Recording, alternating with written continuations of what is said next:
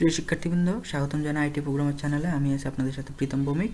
তো আজকে আপনি যদি একজন ওয়েব ডিজাইন বা অ্যাপ ডেভেলপার হয়ে থাকেন তাহলে আজকের ভিডিওটা আপনার জন্য। আর যদি আপনি ওয়েব ডিজাইন বা ডেভেলপার না হয়ে থাকেন তাহলে এখনই ভিডিওটা থেকে বের হয়ে যেতে পারেন। ওকে, তো আজকে আমি আলোচনা করবো এমন একটা সফটওয়্যার নিয়ে যার নাম সাবলাইম টেক্সট 3। এখানে এটা দিয়ে খুব সহজে কোডিং করা সম্ভব, কিন্তু এখানে আরও কিছু ট্রিক আছে, গোপন কিছু ট্রিক আছে যেগুলোর মাধ্যমে আপনি আরও সহজে কোডিং করতে পারবেন। ওকে, তো এখন আমি এখানে গিয়ে আমি যদি লেআউট নিয়ে আলোচনা করি, আমার প্রথম ট্রিক লেআউট।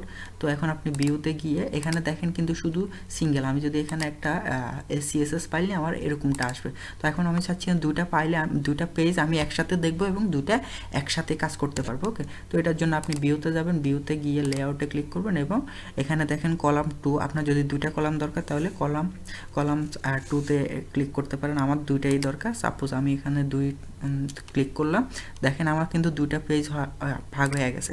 এখন আমি এখানে গিয়ে যদি সিএসএস ফাইলটা এখানে ওপেন করি, দেখেন এখানে আমার HTML এ কাজও করতে পারবো। আমি HTML দেখেন এখানে HTML এ কোডিং করতেছি, আর আমি যদি এখানে CSS এ কোডিং করি আমি এখানে কি করতে পারবো। তো ওকে, তো এভাবে কি আমি লেআউটে দুইটা ইউজ করতে পারি। ওকে, শুধু দুইটা না, আমি তিনটাও ইউজ করতে পারি। আর এখানে দেখেন কিছু শর্টকাট আছে। আপনার কিন্তু লেআউট ভিউতে গিয়ে লেআউটে না গিয়ে শুধুমাত্র শর্টকাট ইউজ করতে পারেন। ওকে, এখানে দেখেন Alt+Shift+2 Alt+Shift+1 এগুলো কিন্তু শর্টকাট, এগুলো ইউজ করতে পারেন। ওকে, তো এখন আমি আবার আগের মতো করে নিই, সিঙ্গেল পেজে থাকুক। ওকে, তো থাকার পর আমি এগুলো সবগুলা আপাতত এখান থেকে তুলে দিই।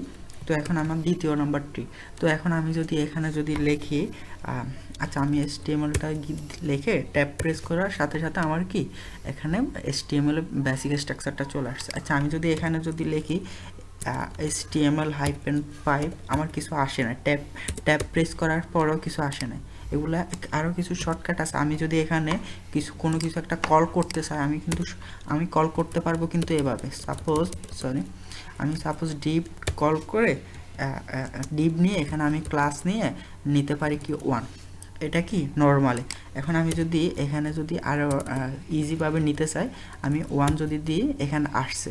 বাট আমি যদি আরও কিছু ক্লাস কল করি, সাপোজ ডিপ ডট 1-1, কিন্তু আমার আসে না। দেখেন ট্যাব প্রেস করার পরও আসে না। মাঝে মধ্যে আমাদের কি -1 MD এরকম কিছু কল করার লাগে, তখন আমার কিন্তু আসে না। ওকে, তো এখন এগুলো কিভাবে করবেন, এটার জন্য আপনাকে একটা প্যাকেজ ইনস্টল করতে হবে। এখানে গিয়ে ইনস্টল প্যাকেজে ক্লিক করবেন। তো ইনস্টল প্যাকেজে ক্লিক করার পর এরকম একটা পেজ আসবে। এখানে আপনারা সার্চ দিবেন ইমেট, EMMET ইমেট। ওকে, তো চলে আসছে। তো এখানে ক্লিক করবেন। ক্লিক করার পর এখানে দেখেন এখানে কিন্তু আমার ইনস্টল হইতেছে। এখানে একটু ইনস্টল প্যাকেজ। ওকে, তো আমার ইনস্টল সাকসেসফুল হয়েছে।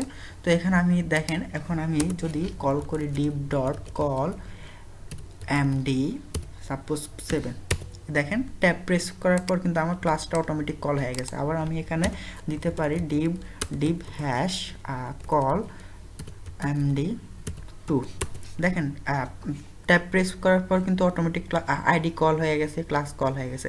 এটা ছাড়াও আমি এগুলো যদি সবগুলো তুলে দিই আমি যদি এখানে লিখি HTML-5 লিখি, দেখেন আমার HTML বেসিক স্ট্রাকচার এবং টাইটেল এবং মেটা ক্যারেক্টার সবগুলা কিন্তু চলে আসছে।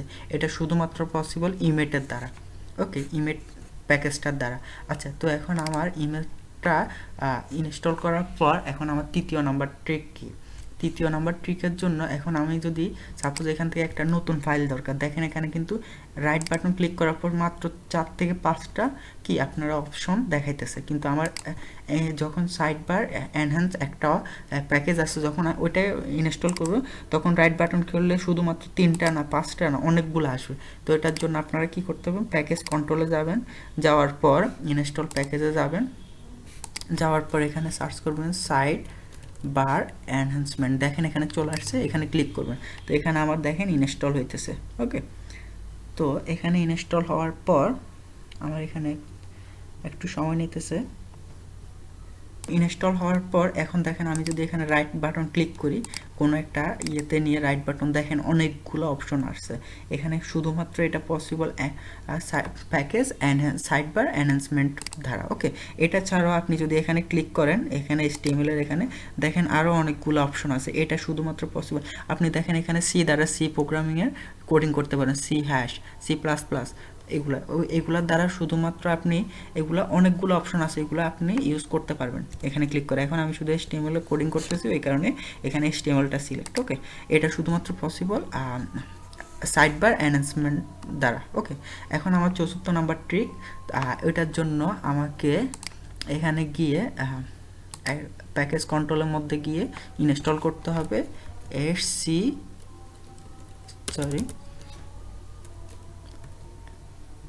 প্যাকেজ ইনস্টল প্যাকেজের মধ্যে গিয়ে আপনি এখানে সার্চ দিবেন SCHE সেমি। ওকে, এখানে ক্লিক করবেন, দেখেন এখানে আমার এটা ইনস্টল হইতেছে।